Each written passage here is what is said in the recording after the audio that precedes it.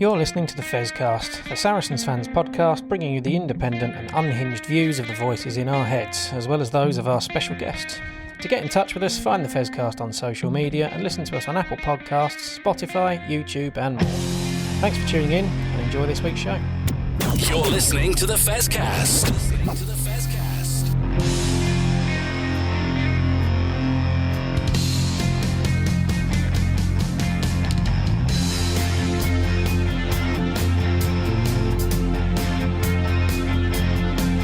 Welcome to this edition of the Fezcast. I'm joined here by Matt, who tells me he hasn't rushed home from work for a change and was at the game, which is a big advantage. How you doing, Matt? Yeah, I mean, this season, that's a bit of a novelty for me, really, isn't it? So, yeah, it's doing all right. It is a bit. And Barry, how are you? Yeah, good, thanks. Just about over last week's whatever it was, so hopefully there won't be too much coughing in the middle of this for you to edit out. Hopefully not. It'll save me some time. Well, gentlemen, we've had some pretty special occasions at the Stonex. I mean, for me, I remember particularly the 40-point or whatever it was, Ben Earl and Elliot Daly-inspired comeback against Saints, the game against Racing after we were relegated. But in its own way, I thought that Saturday was as extraordinary as any game we've seen there. I mean, how often do you see an individual dominate the outcome of a game in the way that No Quarry did, let alone be 19 and starting your first game? Well, yeah, I mean, it was totally bonkers, to be honest with you. Watching it back again today, the whole game swung on that 5-minute period either side of half-time, really, with a penalty try and obviously then Luke Cowan-Dickie getting his 20-minute red. But you could tell from the first moment he got off the ground, they couldn't cope with Caluori, and both O'Flaherty and their winger as well, Reed, were just panicking. Every time Noah got the ball or the ball went up in the air, they were just, how can we stop this guy? And in the end, they figured out the only way they could stop him was to foul him. That's absolutely right. I mean, until that first kick by Owen Farrell high up in the air for Noah Caluori to go to, it was pretty nip and tuck. And there was one episode where we got a penalty and didn't take advantage of it because, a bit like last season, we were forced out to the edge. But once we started using that tactic, they just couldn't cope with it, could they, Matt? No, to be honest, I made a comment to the people standing next to me after maybe about 20 minutes of the game. We've absolutely telegraphed our game plan. So there was a couple of set pieces where Cinti and Caluori swapped wings. There was the kickoff where Caluori went straight down the middle. It's like, well, all we're going to do is kick to this guy who's 19 years old and has been name-checked by Owen Farrell as one of the best people in the air. And yet, despite our game plan being completely obvious to absolutely everyone, it worked pretty much every single time. It did. It's one of those where we always talk about having a plan B. There was no need for one. Plan B was working full stop through the whole game. So, yeah, it was absolutely extraordinary.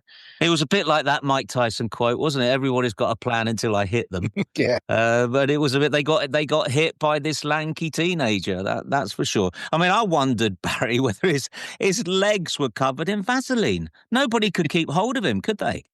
Well, no, I mean, it was incredible to watch it back again today and to be reminded of it. He just runs round people. He is so fast and such a fluid mover. You know, his running style is so perfect almost that he just runs round you, and it doesn't matter whether you tackle him or not. And especially if your name's George Ford. Well, yeah, that's for sure. But I mean, it's an interesting point. The whole blinking world has noticed. So he's going to be studied, that's for sure. And it's going to be interesting to see what a team's going to do. I mean, I would have thought, for starters, they're going to have to mark him in a sort of football way with their best aerial defender, which hopefully is going to create space elsewhere. But what else are they going to do? I only wish I'd done more to blow smoke up his backside next season. I think I must have mentioned him once in passing and name-checked the guy having watched a bit of under-18s rugby and said he is going to be special. But yeah, I hope that it's not there's been a lot of players come through at various clubs that have been, we've decided they're world-class within 20 minutes of them playing. And more often than not, things do settle down a bit. I really hope they don't for Caluori. Oh, it's going to be so entertaining if they don't. I mean, a friend of mine who was there, we said, I haven't been as excited since Mauro burst through, because he had that kind of impact, didn't he? There was one point where we had a scrum penalty, I think it was, or it was a scrum anyway, and lurking out on the far side from me was Noah Caluori and Jack Bracken together with only 2 players in front of them.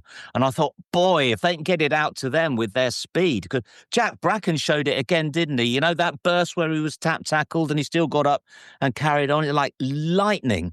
And the 2 of them together running forward will be, it will be outstanding. Although I'm not very surprised by it. I think that Noah Caluori is quite a selfish player, isn't he? And the one area that I suspect he hasn't prioritised is his passing, because he doesn't need to, Barry.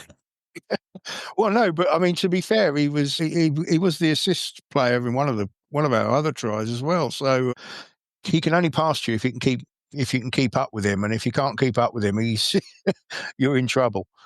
When he kicked that ball out full on the full, someone near shouted out, "You're crap." I think I turned to the people next to me and said, "We'll allow him 2 more mistakes, and then we'll start slating him." But that penalty try, I had a suspicion that the ref was sort of. Do you know how they say that? You get a picture of a scrum, and then from then on, the decisions always go one way.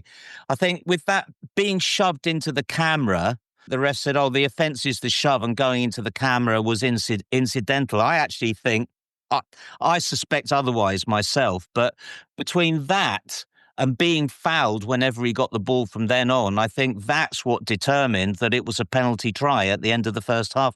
I think they did sort of realise that the only way to get to him was to try and rough him up. And to be honest, I agree with you. I was pretty much bang in front of the sort of cheap shot on him fairly early on, where he crashed into the base of the camera. And I'm not sure it would have been looked at in quite the detail that it was if he landed on the lovely soft advertising board. But yeah, there was a few times where he was taken out in the air or hit a bit late. But he's being taken out in the air because he's 5 foot above everyone else, and there's not a lot you can do about it otherwise. I must admit, having watched it again, I'm still not convinced he was actually going to catch the ball for the penalty try. So I think we might have been given one there. Although you go later on, and the Cow and Dickey hit on Tom Willis, I think should have been a penalty try. So Yeah, I mean, that's right. It was definitely a penalty. It was definitely a foul. It was 50-50 as to whether he was going to catch it anyway. You'll never know, will you? There was at half time, I was speaking to a bunch of people down the front, and I sort of said, I wonder whether he'll be the first winger to appear in a line-out, although actually since he did appear in a line-out later. And someone else said, I think they should put him to receive the ball from the kickoff. And it wasn't long before we all decided that he should do everything, everywhere, all the time. I think our number 8 might have had something to say about that. I think it says a lot as well that Lucio Cinti probably had his best game in a Saracen shirt. Jack Bracken was outstanding the 2 times he came on, and Max Malins was solid, and there's no need to talk about any of them. And Tom Willis was yet again world class, wasn't he? But it was Luke Cowan-Dickey and his tackle technique. He's just a walking liability. Jez often criticises him for diving at people's ankles, and the one time he doesn't, he goes in with the wrong shoulder, gets his head in the wrong place, and then ends up, nearly decapitating Tom Willis. So, I've never quite seen the attraction in Mr. Cowan-Dickey myself. I've never quite seen him as equal to other hookers who may be around and are vying for that England spot. But other people see things in him that I don't, clearly. Well, if Theo Dan can get his accuracy back on the line-out, he's a lot better option at hooker for me. That's for sure. I mean, he's still a bit variable on the throw-ins, isn't he? One issue that I thought was made me think was that Fergus Burke was taking the penalties with the kicks out of hand, and there was one kick in particular that he missed touch, and I don't think he's got the same length as Owen Farrell. So what do you think, Matt? Do you think Owen should be taking the penalties or stick with Fergus Burke? No, I think I'd stick with Burke out of hand. There's there's obviously a reason that Farrell's taking them from the ground and Burke is taking them from hand, and they see a hell of a lot more in training than we do. Hopefully, a bit of a one-off that he mistouched everything. He was. You could tell actually with that particular penalty. I know exactly what you mean. It did seem like he was aiming a good 10 metres further than he would have been normally. So, and obviously saw better of it with the next penalty that went about 5 metres in front of him. Yeah, I mean, he is quite short on the penalties, but presumably once Elliot Day is back, he'll be taking 50% less penalties. One would have thought. He's a very good running 10, though, isn't he? You got to say that for him.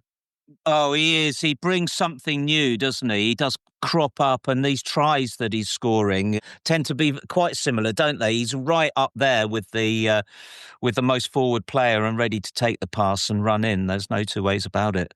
As you say, the performance across the board, there were loads of standout performances, all of them overshadowed. I mean, it was meant to be Maro's game, wasn't it?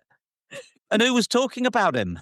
No one was talking about Maro. And again, Maro had a Maro game. It was amazing.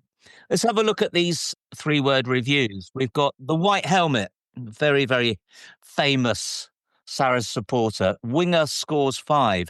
I think, Barry, he was responding there to your edict that no one was to use the words Noah or Caluori. Yeah, that's correct. Well, I thought if I didn't put that in, all I'm going to get is Noah Caluori wow and Noah Caluori this and Noah Caluori that. So I thought I'll set our listeners a challenge, and they've risen to it. Absolutely no one has mentioned his name. Is that so we could spend 10 minutes doing us? I mean, all over social media, it doesn't matter who you are, you're talking about him. And Sam Warburton, Chris Ashton, they just were all beside themselves, weren't they? Chris Braganza, Star is Born. Yeah, we'll have to call him Barbara Streisand from now on. Leo Carr, Kids on Drugs. Yeah, I'm not sure he meant to send that to us or the Metropolitan Police, but never mind. Reminds me of one of my favourite quotes, which is, who's that country western star who said, I think Lance Armstrong's really clever. When I'm on drugs, I can't even find my bike. So, but anyway, on behalf of the Fezcast, I'd like to say that we are absolutely sure that Noah Caluori is not on drugs and it's all natural. Disillusioned Pensioner, what a great name. Rapier beats Bludgeon. They are a bit bludgeon-like Sale, although they're not like how they were. They are a good attacking team as well as a very physical team, but they could not cope with the Rapier, that's for sure. Phil Stevenson, God willed it. Well, it would be good to have God on our side, Barry. It makes a change, doesn't it? It would. I think most opposition fans think we're more to do with the devil than God, but never mind. That's right. We're alone. Nobody likes us and we don't care. Rugby Saracens, fabulous Saturday entertainment. Well, it was, as I said, it was one of those special nights at the Stonex. I think I always see a lot of dissatisfaction with the 5:30 kickoff, and both games have been 5:30 kickoffs so far. I think it tends to come more from the more far-flung supporters who have to get the train, and they have my sympathy there. Although I just love the lights. I don't know what you think, Matt. I think it's the proof is in the attendance. Yeah, people do have my sympathies, but generally I see similar complaints to you. But it is normally a quite specific one. I moved 150 miles away, and now I can't go to games when they're at 5:30. Sort of made your bed there a little bit, but I don't know who you're talking about. Yeah, there are quite a few empty seats, aren't there? And I don't know. I mean, previously the 4:30 kickoffs have been very popular. So we'll see whether our ongoing rebranding and social media campaign will be affecting that in any way. It's just a shame that we have no control over kickoff times or dates whatsoever, and it is purely dictated by TNT. I have a feeling when you look at where the empty seats are, that the expensive ones are gone and both ends are full, and the standing ones are full. So the problem is in the mid pricing. It's that sort of the end of the far flung ends of the two main stands, isn't it? It is, yeah. Where prices are a bit bit hit and miss. Although I'm sure some of the empty seats are occasionally filled by those that have bought a standing ticket and see a few. I'm sure of that.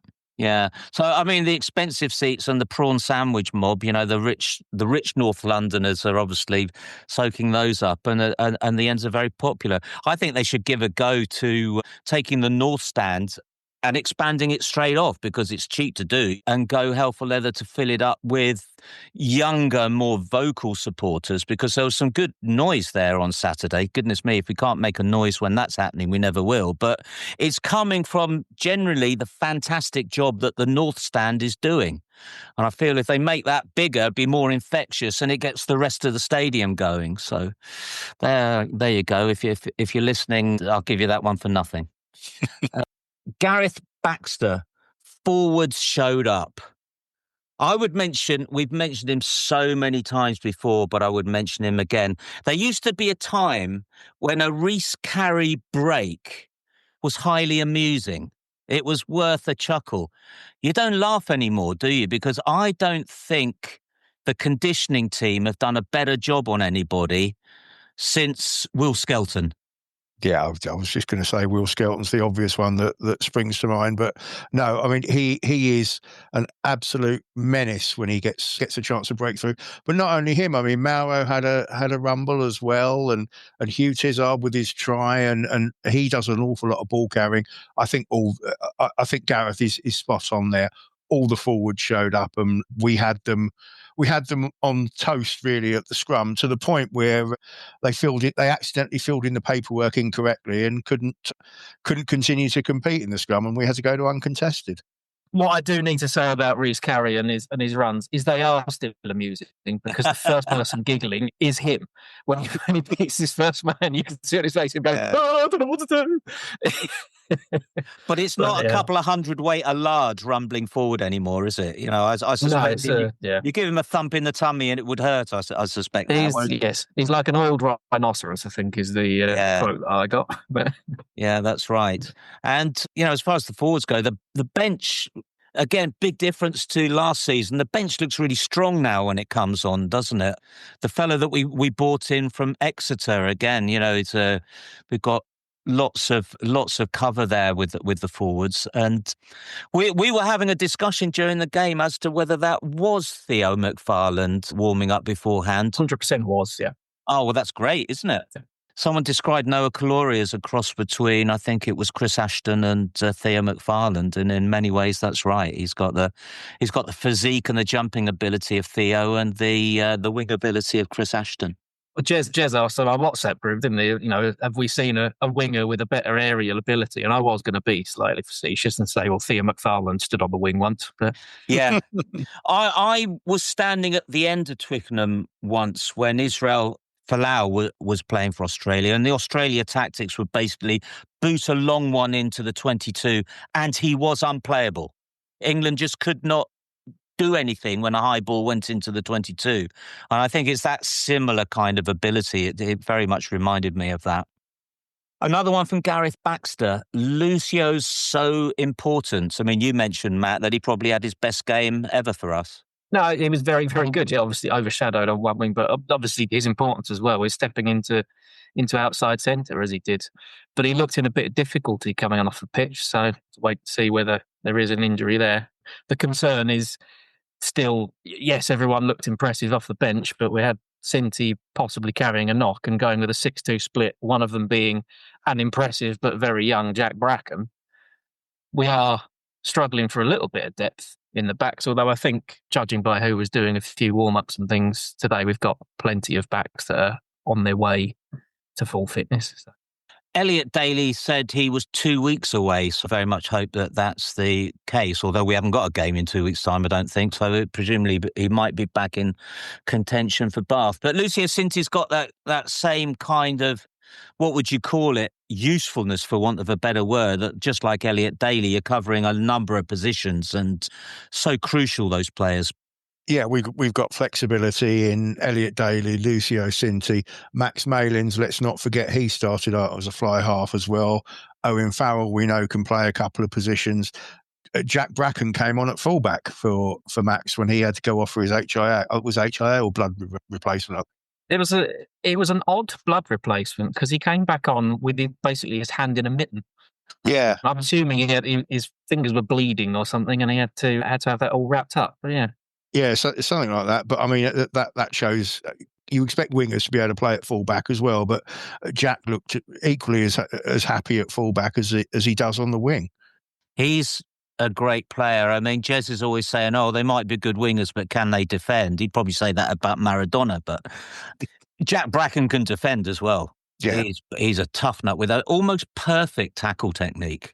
And he's got a howitzer of a boot on him as well. He one of those that he picked up a kick through, I think it was on Saturday when he came on for Max, and he launched it back down the pitch, and it had some heat on it. Yeah. I mean, he's only 19 as well, isn't he? But he seems to have been playing at Ampthill for about a few decades. So he has a lot more experience than you'd imagine for the number of times that he's played for Saracens. Yeah. This is my favourite 3-word review coming up from Josh. Buying final tickets. It wasn't even November. It's still not even November. We got Autumn International, Six Nations Europe. Who knows what the hell is going to happen? But Josh, I totally admire your spirit, and I won't be shelling out money just yet, but I thoroughly admire you, I have to say. Well, unless that was a sort of errant sale fan, that actually that's the last ticket they're ever going to buy to a rugby. Yeah, that could be right. Buying a final ticket, never buying them again if that's what happens. There was neither Vindaloo twin there. You never know, do you? But then I suppose we could say we've got injuries as well, and injuries are part of rugby, so that's no excuse. I think Mark the Medieval Rat is going to say something that we touched on before. Tizard, unsung hero. Yeah, definitely. He really is, isn't he? He's got that George Cruz sort of a factor about him. Yep, goes about his business quietly but effectively. He's not quite turned out to be the big battering ram that we thought he might when he first came over from the dark side, but he gets to a lot of work, and he's back to his best. He had a slightly tricky period after his suspension following the Newcastle thing last year. I felt, and I think he's back to his best now, really. Yeah, a little bit of echo with Nathan Mikulov there, isn't it? Getting a ban in the same way he did. So let's hope Nathan comes back. I think he's going to be an excellent player and perhaps relevant with the Tom Willis subject that we'll discuss later on, but let's hope so. So I'm going to just skip over briefly two here. One from McTwo Craig. No, not Tom. And one from Steve Owen, Tom going bugger, because I think we'll cover that in the last part of the show, as it warrants a little bit of discussion on its own. And Chris G, absolutely no words. There's 3. Yeah, there's 3. Although hard to know what you mean, Chris. I think you mean that you felt like me. It was a stunning evening that took your breath away and left you speechless. And if that's what you mean, then we're all on the same side here. Definitely. We've been on the receiving end of a few of those, haven't we, over the last couple of years? Going down to Bath is one that sort of sticks in the memory, where everything just seems to go wrong pretty much from the start. And yeah, you concede 60 points without actually realising it. Yeah. So yeah, it's nice to do that to a team in a way. But yeah, I was expecting a close game. And in fact, when Sale went 14-5 up, I think it was, he thought, well, we're in for a bit of a battle here. And then, 60 unanswered points. Thanks very much. Looking back at it this morning on the timeline, we lost the first 20 minutes of that game. Yeah. It's like I say, up until the first aerial bomb, it really did look like we were in for a tough night, with the attack again struggling to find a way through and running into a brick wall. Once the dam opened, it just burst wide open, didn't it? And as you say, Barry, a lot of it's down to when you're playing 13 men, you should be able to create a bit of space, especially if you've got a 6'4" Vaseline-covered streak of lightning. definitely helped them being down to 13. But I mean, it just seemed like a case of when we scored, we scored 2 or 3 tries in a very short space of time, and literally took the wind out of their sails, if I may get away with that unintentional pun. But yeah, it was a strange game in many respects. To have lost the first 20 minutes, to look back at the stats, it looks like a hammering. To look at the score, it looks like a hammering. But watching it live, it didn't really feel like one. It just felt that every time we got the ball out wide, we scored. Yeah, and for the most part, I think there was one pushover try, wasn't there? For the most part, they were absolute beauties. I would just put in a vote again for the 20-minute red card. I mean, I know there's one Abingdon resident who thought that it was deliberate.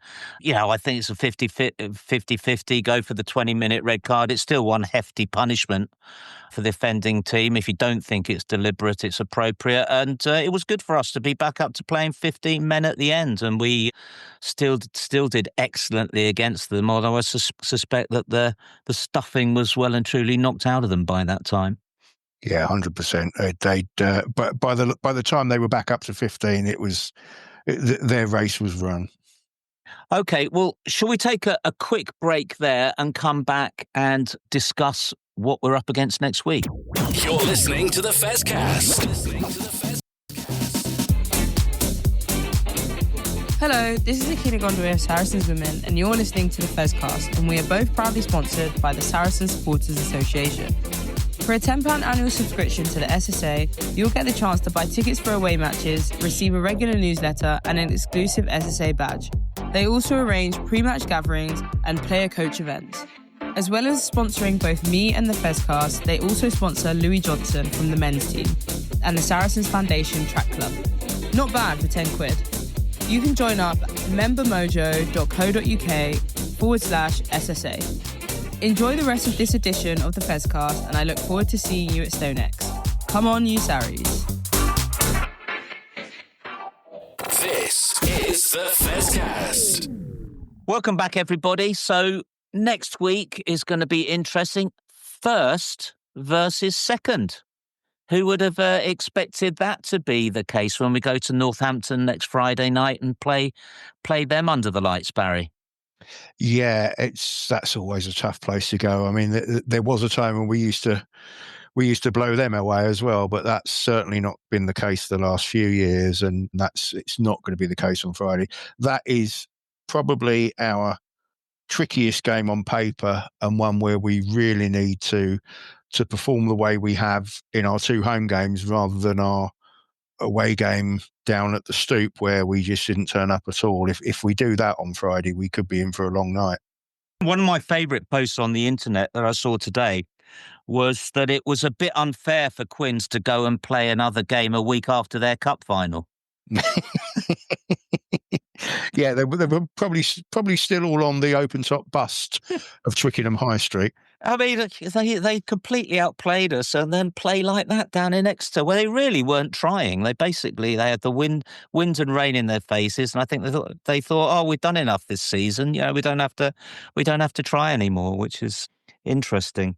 But I was listening to the Bath Leicester game on the radio as I walked down to the stadium, and I managed to get there in time to see the final penalty kick. It was really exciting on the radio, very nip and tuck, and then to have Leicester with a last-minute kick to win the game, which thankfully they did kick. It was great, but it just shows you how much the Quins results, both against us and Exeter, and now Leicester versus Bath, really shows how this game is just all about motivation and being right on it all the time, and it's very difficult to do that the whole season long, isn't it, Matt?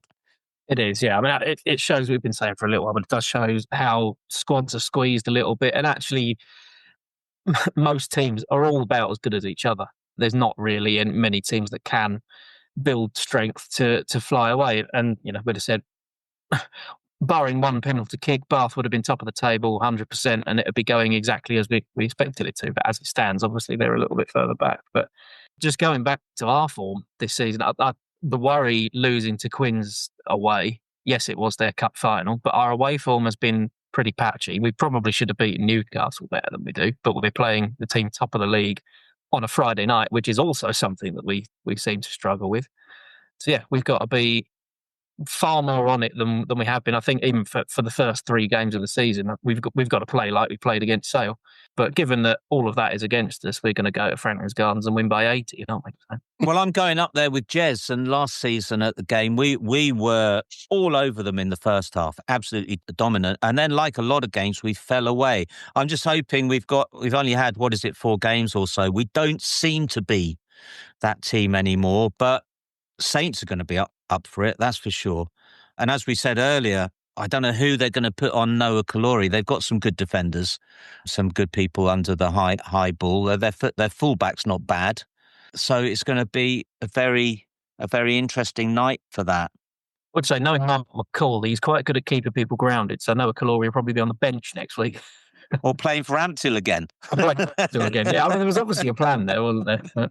He was playing for Amptill last week, and then I think made a statement being man of the match. I think he scored a hat-trick as well. So I don't think he's going to be able to do that one again.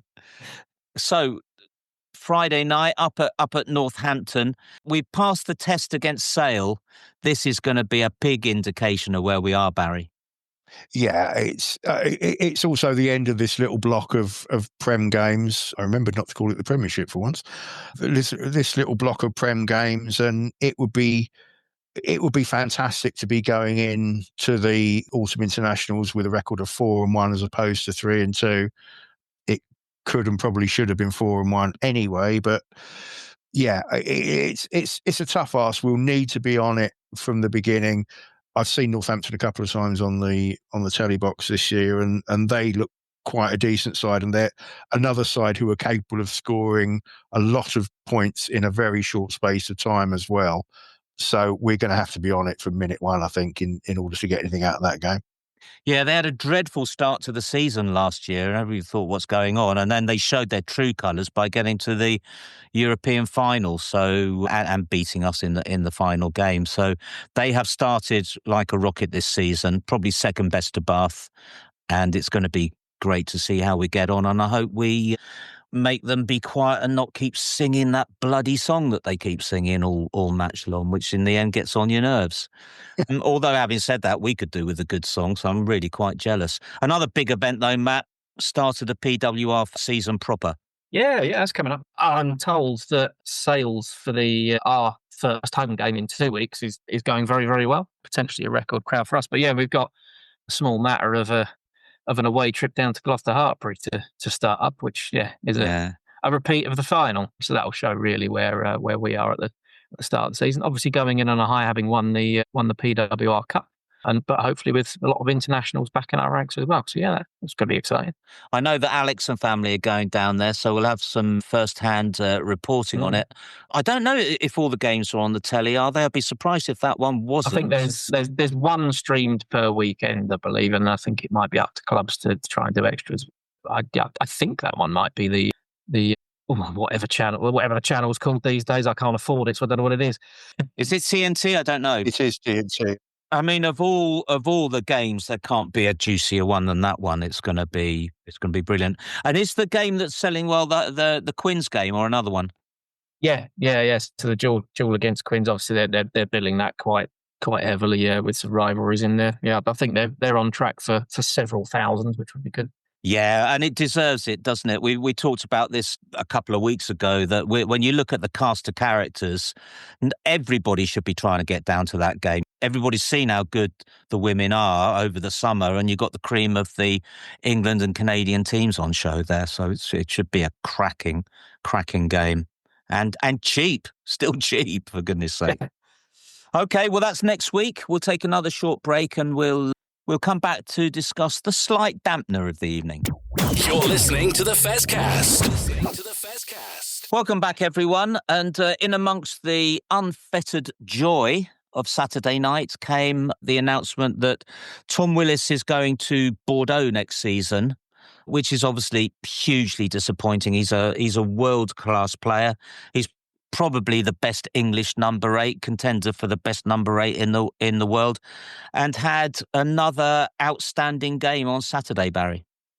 Yeah, if it hadn't been for a certain winger making his debut and scoring 5 tries, he was nailed on for man of the match, albeit in a congested field. But massive loss to not just to Saracens, but to English rugby as well. And I think we need to look at why players are moving over to France and work out how we can not put a stop to it, but at least we can work out a way to compete in it somehow. My concern is that when players like Tom Willis give up their England career and go to France, and when they are the best English number 8, there is a danger to club rugby. Bordeaux, it must be remembered, were the club that when Wasps went bust and he was unemployed, took him in. So there will be a certain loyalty within himself there. But nevertheless, at the prime, only just beginning the prime of his career, really, he has given up England. Now, again, when you go to Bordeaux, and we played them, we got battered a couple of times by them, the atmosphere there is amazing, and playing in that atmosphere every week will be quite a compensation for missing out on international rugby. But nevertheless, there's going to be pressure on the RFU to up the value of the England central contract to try and stop the players that we want in England leaving to go abroad. Now, the RFU won't like that. They're a heavily indebted organisation who I suspect would be quite happy if the game, like cricket, was just international rugby the whole year round. There are 2 things they can do to try and offload that cost, as it were. The first one is to persuade the English clubs to up the salary cap so that the clubs pay for it. But goodness me, Saracens lose £7.5 million a year as it is. Is there really an appetite to lose more money? And as you said, Matt, the advantage at the moment with the salary cap is it creates this great competition. And I believe upping the salary cap will make the clubs less investable. The other thing that they can do is say that players in France can play for England, but then instead of clubs like Bordeaux having to pay a king's ransom to get the likes of Tom Willis, they'll get them far more cheaply, and many, many more top stars will go and ply their trade over there. I mean, I think the reason we saw Maro Itoje earning his 200th cap for Saracens is that he has to play for Saracens to play for England. And if you lose all the top stars, then it becomes a vicious circle. And building up the game in England to try and get to a level where you can compete with the 60 million turnover that the likes of Toulouse have is going to be even more difficult. But how do you see it, Matt? It's a tricky one. It's a tricky one. On the one hand, you've got players like Maro Itoje who sort of come out outright and said, well, I'm not going anywhere because I want to continue my England career, and full credit to him. But under no circumstances do I have anything against Tom Willis or anyone else who in the prime of their career is offered probably the best contract he's ever going to get as a rugby player, to give up on his international career and earn a pretty decent wedge while he can. Rugby is a potentially very short career that can end very suddenly. And so why shouldn't someone take the best contract on offer? If it is just national pride that's keeping you playing for a domestic club, some people have more pride in the nation than others, and there is absolutely nothing for or against that. Let's not get into that discussion. I am not disappointed in Tom Willis. He's come to us for a couple of years on probably a decent salary, given us absolutely everything. He's been fantastic, and he's the best contract he can have. I'm sure we offered him the best deal we possibly could. I'm sure Newcastle Red Bulls offered him something better. And I'm sure the money that he's on at Bordeaux, no club in this country could match. So it's an unfortunate state. It's not Tom Willis's problem. It is the problem of English rugby. It is where it's just where we are.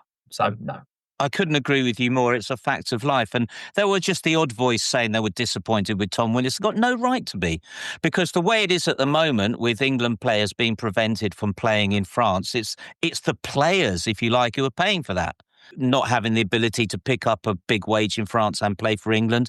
If you ask every player, I'm sure and I know David Strettle said this to me, he felt it was unfair, and you could say it is. So if they decide to trade in an England career for, I don't know what he's getting, €1 million a year net, possibly, I don't know, it's going to be a lot of money.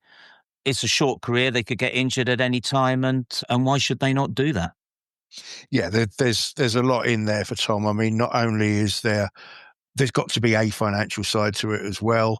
He's closer to his brother, and I gather from what I've heard on the grapevine that the pair of them are incredibly close as a family.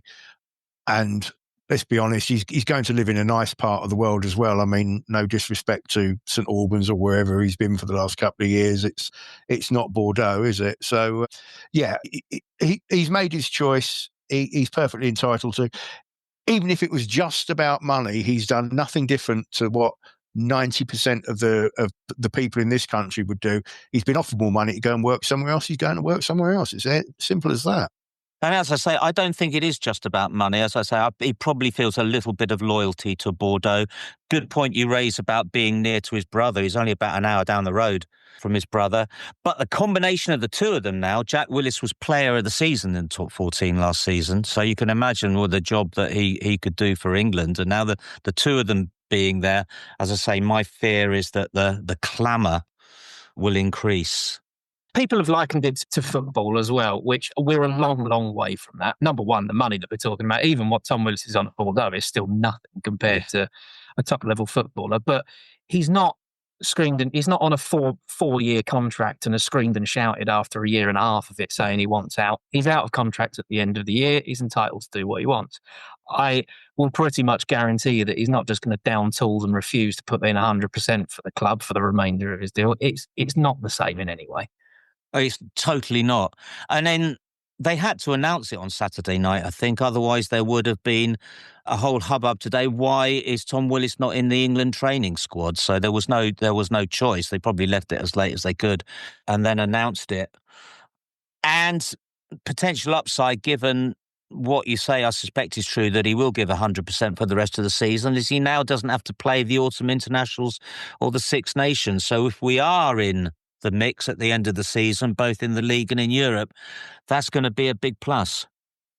Yeah, definitely. It's actually interesting because it's not that long ago he was given an England hybrid contract. So I don't know how that sits in terms of, I'm sure the lawyers will be licking their lips at the idea of that, but clearly he made his decision. He communicated to both Saracens. We know that because Smalley's come out and said so, but he must have spoken to Steve Borthwick as well. So yeah, timing wise, I know the club came in for a bit of stick over that, but as you say, they didn't really have much choice because it was clearly going to come out very shortly anyway, so that they might as well have put it out after the game on Saturday while we were still enjoying it. But yeah, it's such a shame to see him go. But you know, he's made his decision, and I'm sure he'll give his everything for the rest of this season in our colours, and let's hope we can send him off in the right way.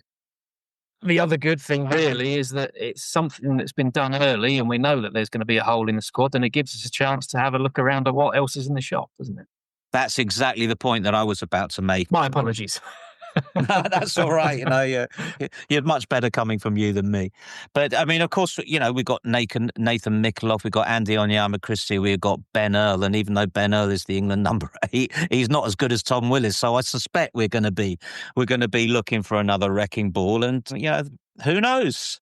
There are a few South Africans and All Blacks and what have you out there. Will we get one? I mean, the other rumour out there as well was that Bordeaux offered us a pretty reasonable amount of money to have Tom Willis join them immediately. Yeah. Which we refused, which is fair enough. Well, that's really good, isn't it? Because that would have really been disappointing, because that would have really punched a hole. Because you can't buy anybody mid-season. You know, as Newcastle have shown, you know, if you miss that, it's a sort of March-April window, isn't it? Appears to be in rugby. And if you miss that, then you're really picking up the loose ends. But it is really good news that we got him for the rest of the season. The one rumour I really hope is true is that we'll pick up someone from almost London, but we'll see. that well-known station on the Northern Line. Yeah. Well, that would be a lot of fun. That would be a lot of fun. That would make next season's derbies even spicier, I suspect. But so on that spicy note, I think we'll call it a day there. Thank you very much to Matt and Barry. I shall not be here next week. I'm sure someone will.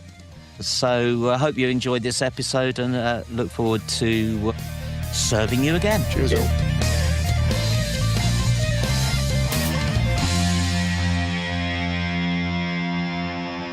This is the Fezcast.